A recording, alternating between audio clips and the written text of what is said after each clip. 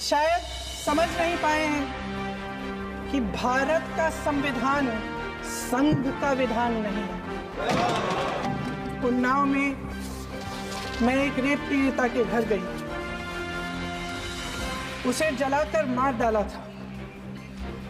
वो शायद 20-21 साल की। 75 सालों में ये उम्मीद, आशा, ये अभिव्यक्ति की ज्योति कभी थमी नहीं, कभी बुझी नहीं। इस देश की जनता ने खुलकर आलोचना की, निडर होकर धरने किए, प्रदर्शन किए। जब जब जनता नाराज हुई तब तब सत्ता को ललकारा, उसे चेतावनी दी, बड़े से बड़े नेताओं को कटघरे में खड़ा किया, उनसे जवाब। 17 साल का बच्चा अदनान मुझसे कहता है कि मैं बड़ा होकर डॉक्टर बन के दिखाऊंगा, मैं अपने पिता का सपना साकार करूंगा। ये सपना, ये आशा उसके दिल में हमारे संविधान की ज्योत को जलते हुए देखा है, और इसके साथ साथ ये नहीं समझा है कि हमारा संविधान एक सुरक्षा कवच है। अडानी जी को सारे कोल्ड स्टोरेज प्रदेश की सरकार ने नहीं दिए। अडानी जी को सारे कोल्ड स्टोरेज आपकी सरकार ने दिए। देख रहा है कि एक व्यक्ति को बचाने के लिए 142 करोड़ देश की जनता को नकारा जा रहा है। मेरे सत्ता पक्ष के साथी आज खड़े हुए और तमाम गिनती करने लग गए कि ऐसा हुआ, वैसा हुआ, 1975 में जो हुआ। तो सीख लीजिए ना, आप भी सीख लीजिए, आप भी अपनी गलतियों के लिए माफी मांग लीजिए, आप भी बैलेट पे चुनाव कर लीजिए, आप भी बैलेट पे चुनाव कर लीजिए। अध्यक्ष महोदय जी, कि ये देश भय से नहीं, साहस और संघर्ष से बना है। इसको बनाने वाले देश के किसान, जवान, देश के करोड़ों मजदूर और गरीब जनता है। संविधान इनको साहस देता है। मेहनती मिडिल क्लास है, और इस देश के जो करोड़ों देशवासी हैं, जो रोजाना भयंकर परिस्थितियों का सामना करते हैं, उनको साहस देता है। महोदय, हजारों साल पुरानी हमारी देश की, धर्म की एक पुरानी परंपरा रही है। ये परंपरा संवाद, चर्चा की रही है। एक गौरवशाली परंपरा है जो दर्शन ग्रंथों में, वेदों में, उपनिषदों में दिखती है। वाद विवाद और संवाद की हमारी पुरानी संस्कृति है। अलग अलग धर्मों में भी, इस्लाम में, सूफियों में, बौद्ध धर्म में, जैन धर्म में, सिख धर्म में भी ये वाद संवाद, ये चर्चा बहस, इसकी संस्कृति रही है। इसी परंपरा से उभरा हमारा स्वतंत्रता संग्राम। हमारा स्वतंत्रता संग्राम विश्व में एक अनोखा संग्राम था, एक अनोखी लड़ाई थी जो अहिंसा और सत्य पर आधारित थी। ये वाद संवाद की जो परंपरा है, इसको इस संग्राम ने आगे कैसे बढ़ाया? क्योंकि ये जो संग्राम था, ये जो लड़ाई थी हमारी आज़ादी के लिए, एक बेहद लोकतांत्रिक लड़ाई थी। इसमें देश के किसान, देश के जवान, देश के मजदूर, देश के अधिवक्ता, देश के बुद्धिजीवी, चाहे किसी भी जाति के हो, चाहे किसी भी धर्म के हों, चाहे किसी भी भाषा को बोलते हों, सब इस स्वतंत्रता संग्राम में शामिल हुए। सब ने हमारे देश की आज़ादी की लड़ाई लड़ी।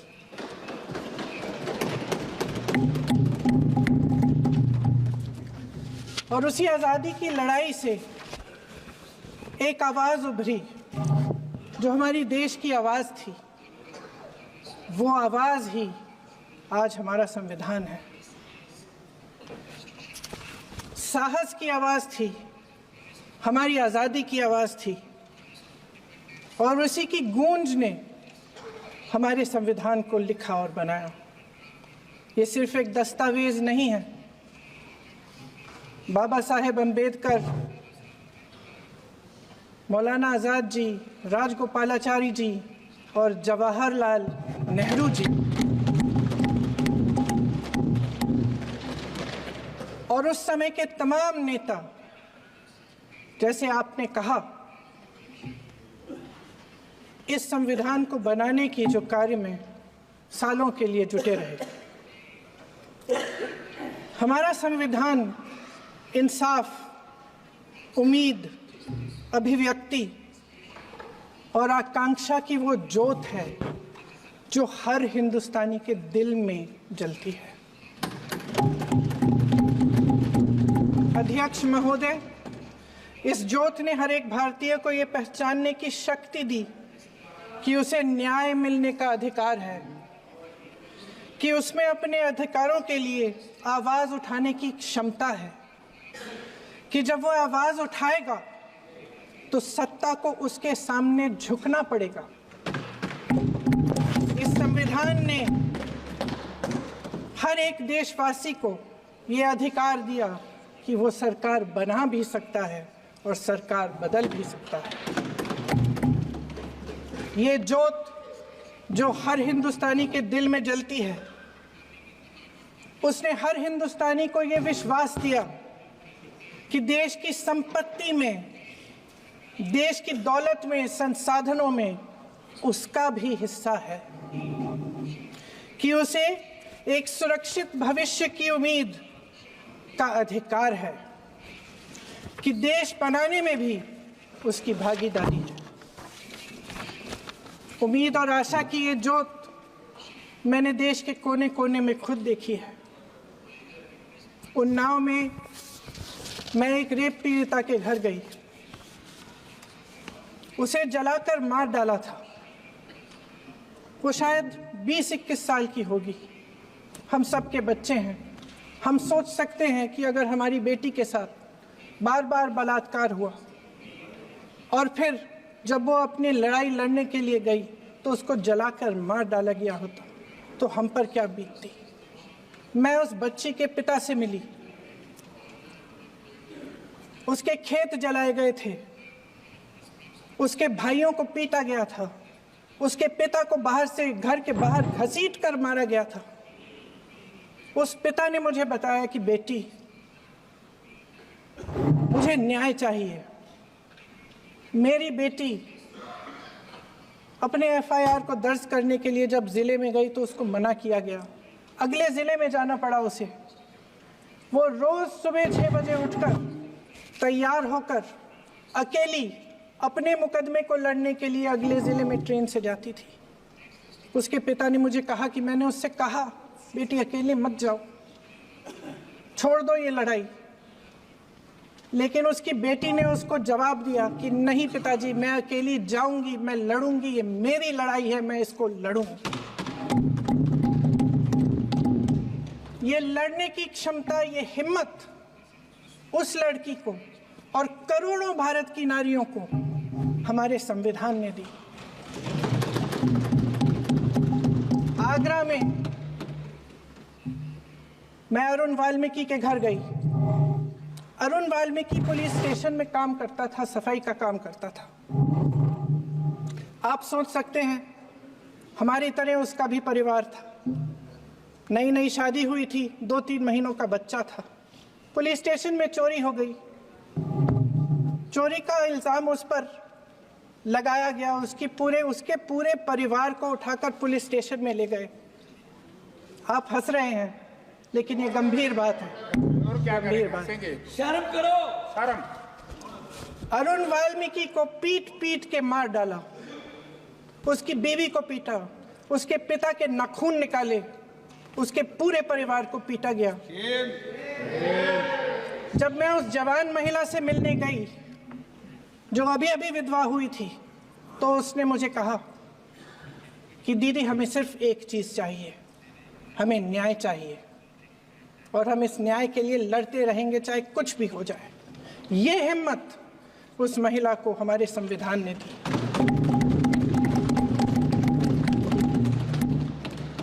संभल के कुछ लोग आए थे हमसे मिलने जो मृतकों के परिवार के सदस्य थे। उसमें 2 बच्चे थे, अदनान और उजैर। आप सुनिए। उसमें 2 बच्चे थे, अदनान और उजैर। एक बच्चा मेरे बच्चे की उम्र का है, दूसरा उससे छोटा 17 साल का है। दर्जी के बेटे थे। दर्जी का एक ही सपना था कि वो अपने बेटों को पढ़ाएगा लिखाएगा, एक बेटा डॉक्टर बनेगा, एक बेटा भी सफल होगा दूसरा बेटा भी अपने जीवन में सफल होगा। उनके पिताजी हर रोज उनको स्कूल छोड़ते थे। उस दिन भी स्कूल छोड़ने के बाद अपनी दुकान में चले गए। उन्हें पता नहीं था कि विवाद हो रहा है। उन्होंने भीड़ देखी, घर आने की कोशिश की तो पुलिस ने गोली से मार डाला। वो 17 साल का बच्चा अदनान मुझसे कहता है, वो 17 साल का बच्चा अदनान मुझसे कहता है कि मैं बड़ा होकर डॉक्टर बन के दिखाऊंगा, मैं अपने पिता का सपना साकार करूंगा। ये सपना, ये आशा उसके दिल में हमारे संविधान ने डाली। अध्यक्ष महोदय, हमारे देश के करोड़ों देशवासियों के संघर्ष में, अपने अधिकारों की पहचान में, इनकी कठिन से कठिन परिस्थितियों से लड़ने की अपार हिम्मत में और देश से न्याय की अपेक्षा में हमारे संविधान की ज्योत जल रही है। मैंने हमारे संविधान की ज्योत को जलते हुए देखा है और इसके साथ साथ ये भी समझा है कि हमारा संविधान एक सुरक्षा कवच है। एक ऐसा सुरक्षा कवच है जो देशवासियों को सुरक्षित रखता है, न्याय का कवच है, एकता का कवच है और अभिव्यक्ति की आज़ादी का कवच है। दुख की बात यह है कि मेरे सत्ता पक्ष के साथी जो बहुत बड़ी बड़ी बातें करते हैं, इन्होंने इन 10 सालों में ये सुरक्षा कवच, सत्ता पक्ष के मेरे साथियों ने ये सुरक्षा कवच तोड़ने का पूरा प्रयास किया है। संविधान में सामाजिक, आर्थिक और राजनीतिक न्याय का वादा है। ये वादा एक सुरक्षा कवच है जिसको तोड़ने का काम शुरू हो चुका है। लैटरल एंट्री और निजीकरण के जरिए ये सरकार आरक्षण को कमजोर करने का काम कर रही है। अगर लोकसभा में ये नतीजे नहीं आए होते तो ये संविधान बदलने का काम भी शुरू कर लेते। सच्चाई ये है अध्यक्ष महोदय कि आज संविधान बार बार इसलिए कह रहे हैं क्योंकि इस चुनाव में इनको पता चल गया कि इस देश की जनता ही इस संविधान को सुरक्षित रखेगी, कि इस चुनाव में हारते हारते जीतने से इन्हें एहसास हुआ कि ये संविधान बदलने की बात इस देश में नहीं चलेगी। आज जनता की मांग है कि जाति जनगणना हो। सत्ता पक्ष के मेरे साथी ने इसका जिक्र किया। ये जिक्र भी आज इसलिए हो रहा है क्योंकि चुनाव में ये नतीजे आए। ये जाति जनगणना इसलिए जरूरी है ताकि हमें पता चले कि किसकी क्या स्थिति है और नीतियां उस हिसाब से बने। इनकी गंभीरता का प्रमाण ये है कि जब चुनाव में पूरे विपक्ष ने जोरदार आवाज उठाई कि ये जाति जनगणना होनी चाहिए, तो इनका जवाब देखिए।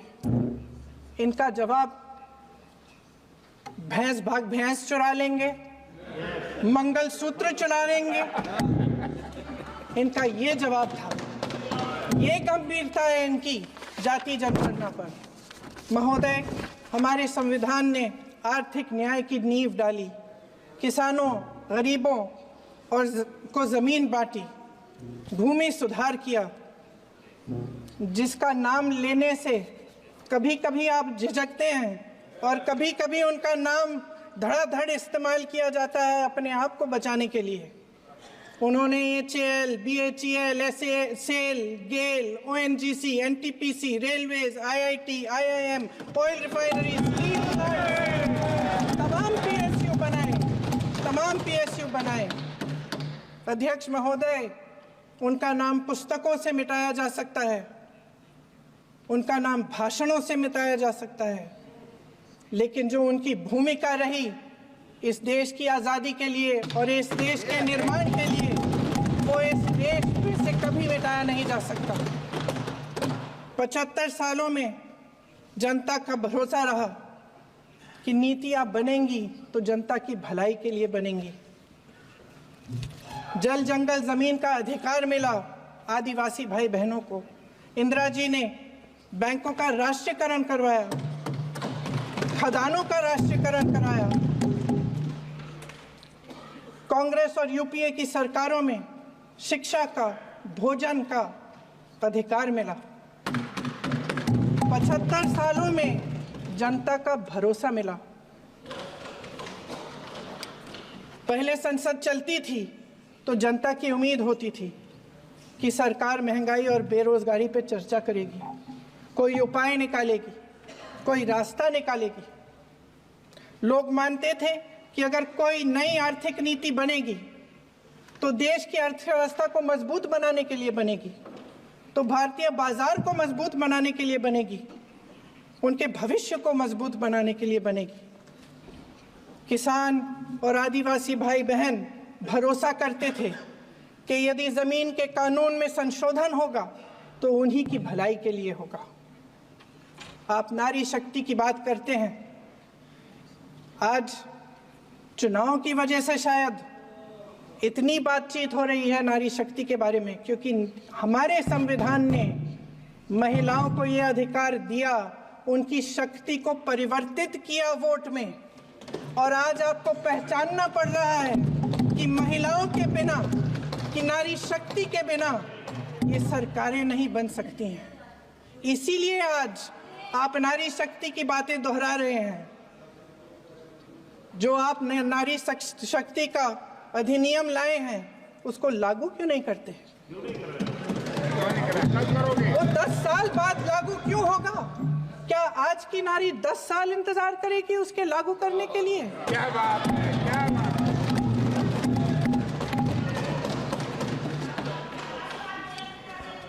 आज संसद में बैठे हुए सत्ता पक्ष के मेरे साथी ज्यादा से ज्यादा अतीत की बातें करते हैं। 1921 में क्या हुआ, कब हुआ, नेहरू जी ने क्या किया। अरे वर्तमान की बात करिए, देश को बताइए आप क्या कर रहे हैं, आपकी जिम्मेदारी क्या है? कि सारी जिम्मेदारी जवाहरलाल नेहरू की है। अध्यक्ष महोदय जी, ये सरकार आर्थिक न्याय का सुरक्षा कवच तोड़ रही है। आज संसद में बैठी ये सरकार बेरोजगारी और महंगाई से जूझ रही हमारी जनता को क्या राहत दे रही है? कृषि के कानून भी बड़े बड़े उद्योगपतियों के लिए बन रहे हैं। सही MSP को छोड़िए, DAP तक नहीं मिल रहा है।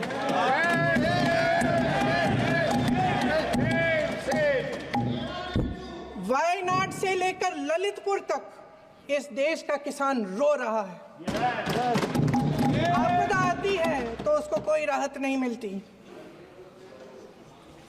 भगवान भरोसे है आज इस देश का किसान, उसको छोड़ दिया गया है। आज हिमाचल में देखिए, जितने भी कानून बने हैं वो सब बड़े बड़े उद्योगपतियों के लिए बन रहे हैं। हिमाचल में जो सेब उगता था उसके जो छोटे छोटे किसान हैं वह रो रहे हैं, क्योंकि एक व्यक्ति के लिए सब कुछ बदला जा रहा है। सुनने की हिम्मत रखो।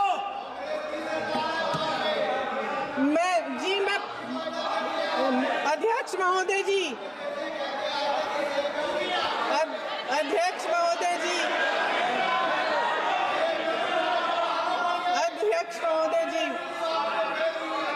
अध्यक्ष महोदय जी, अडानी जी को सारे कोल्ड स्टोरेज प्रदेश की सरकार ने नहीं दिए। अडानी जी को सारे कोल्ड स्टोरेज आपकी सरकार ने दिए हैं।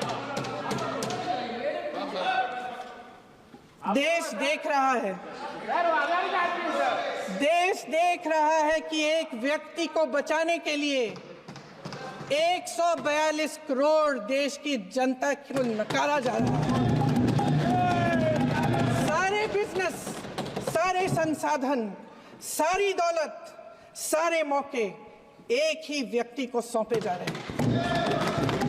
सारे बंदरगाह, एयरपोर्ट्स, सड़कें, रेलवे का काम, कारखाने, खदाने, सरकारी कंपनियां सिर्फ एक व्यक्ति को दी जाए। जनता के मन में हमेशा ये विश्वास होता था कि अगर कुछ नहीं है तो संविधान हमारी सुरक्षा करेगा, मगर आज आम लोगों के बीच ये धारणा बनती चली जा रही है कि सरकार सिर्फ अडानी जी के मुनाफे के लिए चल रही है। देश में बहुत तेजी से गैर बराबरी बढ़ रही है। जो गरीब है वो और गरीब हो रहा है, जो अमीर है वो और अमीर हो रहा है। इस सरकार ने आर्थिक न्याय की भी सुरक्षा कवच तोड़ दिया है। राजनीतिक न्याय की जब बात होती है, मेरे सत्ता पक्ष के साथी आज खड़े हुए और तमाम गिनती करने लग गए कि ऐसा हुआ वैसा हुआ, 1975 में जो हुआ।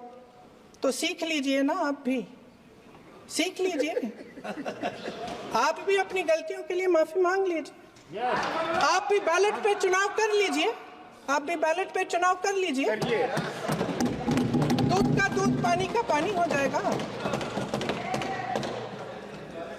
आप राजनीतिक न्याय की बात करते हैं, सरकारों को पैसों के बल पर गिरा देते हैं।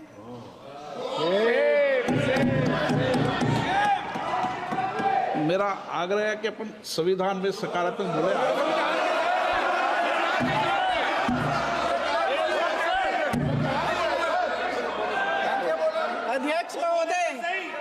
अध्यक्ष महोदय, सत्ता पक्ष के हमारे साथी ने एक उदाहरण दिया उत्तर प्रदेश की सरकार का, तो मैं भी एक उदाहरण दे देती हूँ महाराष्ट्र की सरकार का। मैं भी एक उदाहरण दे देती हूँ हिमाचल की सरकार को तोड़ने की कोशिश किसने की, पैसों के बल पे की, गोवा की सरकार। तमाम उदाहरण राजस्थान की। क्या ये सरकारें जनता ने नहीं चुनी थी? क्या संविधान इन पर लागू नहीं था? पूरी देश की जनता जानती है कि इनका हंसती है, जानती है कि इनके यहाँ तो वॉशिंग मशीन है।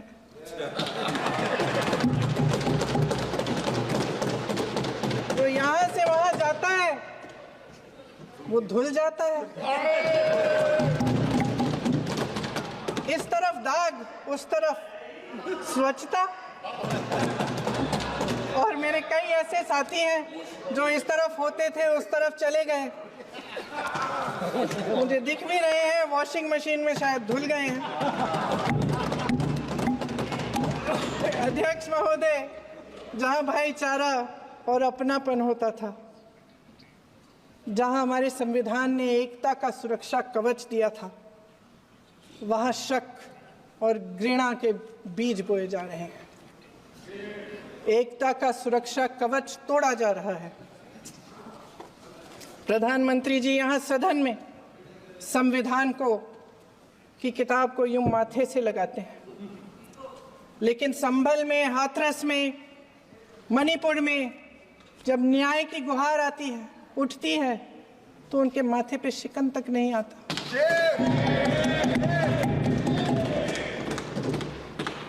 शायद समझ नहीं पाए हैं कि भारत का संविधान संघ का विधान नहीं है।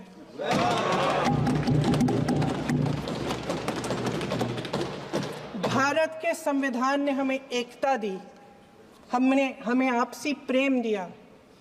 उस मोहब्बत की दुकान जिस पर आपको हंसी आती है, उसके साथ करोड़ों देशवासी चले।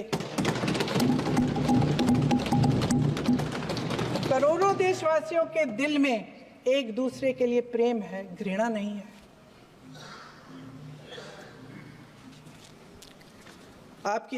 इनकी जो विभाजनकारी नीतियां हैं, उसका नतीजा हम रोज देखते हैं। राजनीतिक फायदे के लिए संविधान को छोड़िए, देश की एकता को भी ये रख नहीं सकते, इसकी सुरक्षा नहीं कर सकते। हमने संभल में देखा, मणिपुर में देखा। दरअसल इनका कहना है कि अलग अलग इस देश के अलग अलग हिस्से हैं, कैमरा लेकिन हमारा संविधान कहता है कि ये देश एक है और ये देश एक रहेगा। जहां खुला विवाद होता था, अभिव्यक्ति का सुरक्षा कवच होता था, इन्होंने भय का माहौल पैदा किया है। सत्ता पक्ष के मेरे साथी अक्सर 75 सालों की बात करते हैं, लेकिन इन 75 सालों में ये उम्मीद, आशा, ये अभिव्यक्ति की ज्योति कभी थमी नहीं, कभी बुझी नहीं। इस देश की जनता ने खुलकर आलोचना की, निडर होकर धरने किए, प्रदर्शन किए। जब जब जनता नाराज हुई, तब तब सत्ता को ललकारा, उसे चेतावनी दी, बड़े से बड़े नेताओं को कटघरे में खड़ा किया, उनसे जवाब मांगा, न्याय मांगा। इस देश के छोटे छोटे से नुक्कड़ की दुकानों में, चाय की दुकानों में, इस देश के घरों में, गलियों में, मोहल्लों में, अखबारों में, प्रकाशन घरों में, न्यायपालिकाओं में चर्चा कभी बंद नहीं हुई। लेकिन आज ये माहौल नहीं है। आज जनता को सच बोलने से डराया जाता है, धमकाया जाता है। पत्रकार हो या विपक्ष का नेता हो या किसी यूनिवर्सिटी का प्रोफेसर हो, छात्र संघ हो या कर्मचारियों का संगठन हो, सबका मुंह बंद कराया जाता है। किसी पे ईडी, किसी पे सीबीआई, किसी पे इनकम टैक्स, फर्जी मुकदमे लगवाए जाते हैं, जेल में डाल दिया जाता है। विपक्षी नेताओं को जेल में डाल दिया जाता है, उनको सताया जाता है। किसी को नहीं छोड़ा इस सरकार ने। देशद्रोही कह के उत्तर प्रदेश में मुझे याद है कुछ अध्यापिकाएं प्रदर्शन कर रही थी, उन पर मुकदमा डाल दिया देशद्रोही का, उन्हें देशद्रोही कह दिया। इन्होंने देश का पूरा माहौल भय से भर दिया है। इनकी मीडिया की मशीन झूठ फैलाती है, तरह तरह के आरोप लगाती है, और शायद वह भी भय में ही है। महोदय, मैं इस सदन को याद दिलाना चाहती हूं कि ऐसा डर का माहौल देश में अंग्रेजों के राज में था। जब इस तरफ बैठे हुए गांधी की विचारधारा वाले लोग आजादी की लड़ाई लड़ रहे थे और उस तरफ वाली विचारधारा वाले लोग भय में रहकर अंग्रेजों के साथ साठ-गांठ कर रहे थे। लेकिन अध्यक्ष महोदय, भय का भी अपना स्वभाव होता है। भय फैलाने वाले हमेशा भय का खुद शिकार बन जाते हैं। ये प्रकृति का नियम है। आज इनकी भी यही हालत हो गई है। भय फैलाने के इतने आदी हो गए हैं कि खुद भय में रहने वाले हैं। चर्चा से डरते हैं, आलोचना से घबराते हैं। कई दिनों से हम मांग रहे हैं कि चर्चा करिए, लेकिन चर्चा करने की हिम्मत ही नहीं है।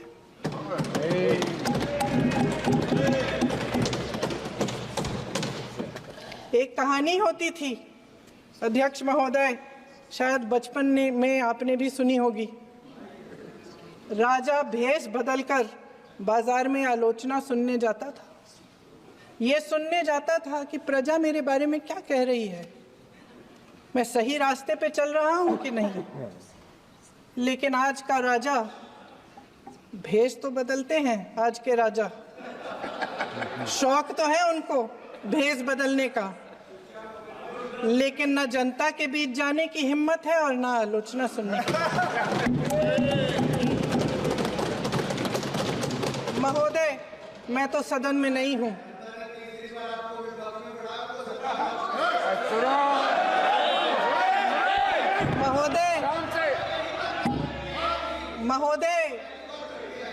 महोदय, जनता में बहुत विवेक है, ये सही है।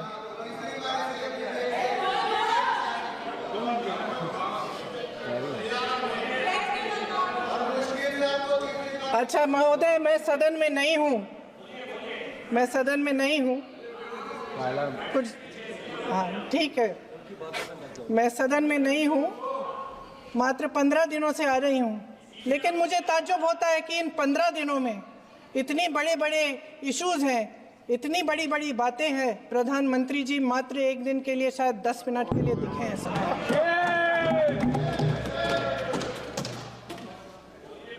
बात यह है अध्यक्ष महोदय जी कि ये देश भय से नहीं, साहस और संघर्ष से बना है। इसको बनाने वाले देश के किसान, जवान, देश के करोड़ों मजदूर और गरीब जनता है। संविधान इनको साहस देता है। मेहनती मिडिल क्लास है और इस देश के जो करोड़ों देशवासी हैं, जो रोजाना भयंकर परिस्थितियों का सामना करते हैं, उनको साहस देता है। वायनाड में जो आपदा आई, उसमें एक छोटा लड़का था 17 साल का। 6 घंटों के लिए उसने अपनी माँ को बचाने की कोशिश की।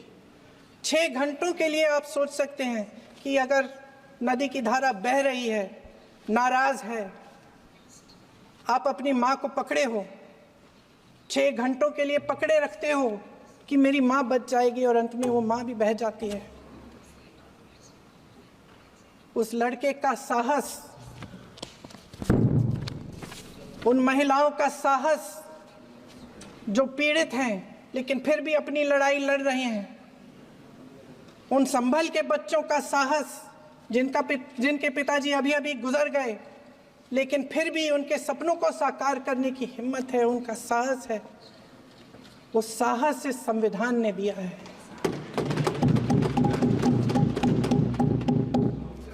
वो आत्मविश्वास से संविधान ने दिया है। ये देश भय से नहीं चल सकता, ये देश साहस से ही चलेगा। भय की भी सीमा होती है, और जब वो सीमा पार हो जाती है, जब किसी को इतना दबाया जाता है कि उसको लगने लगता है कि अब मेरे पास खोने के लिए कुछ नहीं है, तब उसमें एक ऐसी शक्ति पैदा होती है जिसके सामने कोई कायर खड़ा नहीं हो सकता। ये देश कायरों के हाथों में ज्यादा देर तक कभी नहीं रहा है। ये देश उठेगा, ये देश लड़ेगा, सत्य मांगेगा, सत्यमेव जयते।